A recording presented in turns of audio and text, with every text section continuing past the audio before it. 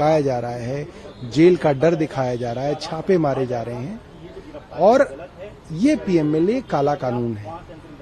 इसके अंदर जमानत के आधार इतने मुश्किल हैं कि इसमें जमानत मिलना लगभग नामुमकिन है।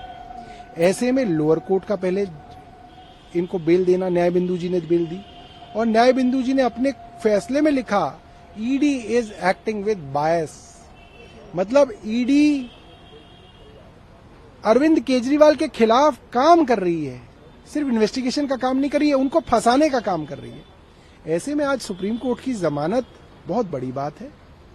सीबीआई ने पहले से ही षड्यंत्र करके, केंद्र सरकार ने सोचा होगा, मुझे लगता है उन्हें अंदेशा था कि आज नहीं तो कल सुप्रीम कोर्ट के अंदर ईडी में जमानत मिलेगी, इसलिए जमानत मिलने के बाद भी वो जेल में रहें और उनका समय सीबीआई के मामले में भी बर्बाद हो, इसलिए उनको जेल में रखा गया था। सीबीआई ने अरेस्ट किया था। सीबीआई जो है प्रिवेंशन ऑफ करप्शन एक्ट के तहत चलती है, सीआरपीसी से गवर्न होती है।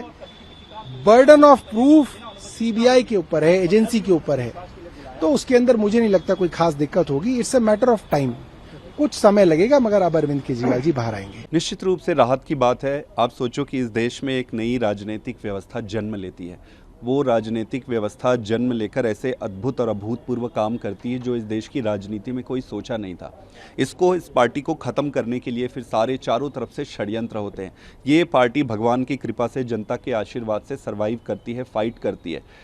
जब ये इस पार्टी को रोक नहीं पाते तो उनके सारे लीडर्स को जेल में डाल देते हैं, सारे लीडर्स को जेल में डाल देते हैं 2-2 साल से।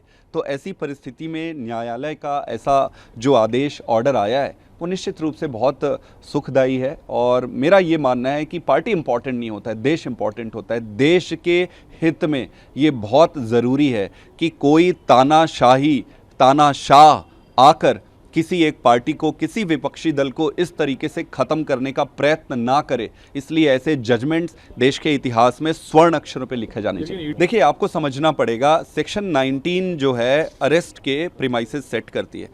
सेक्शन 45 में बेल के प्रीमाइसेस सेट होते हैं। बेल लेना पीएमएलए में सबसे कठिन होता है, सबसे ज़्यादा कठिन होता है। उस पे जिसके ऊपर आपने शिकायत किया है उसी को ये प्रूफ करना पड़ता है कि मैंने कोई गुनाह नहीं किया है। तो आप अरेस्ट के ग्राउंड्स हैं उसको तो इजी रखा हुआ है और बेल के ग्राउंड को आपने कठिन रखा हुआ है। ये बहुत बड़ी डिस्क्रिपेंसी है इस पूरे प्रोसेस पे।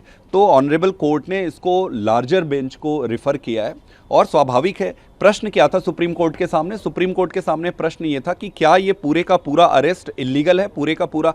तो इसको एक लार्जर बेंच पे रिफ़र किया है। अगर ये इतना आसान होता, इतना सिंपल होता, अगर अरेस्ट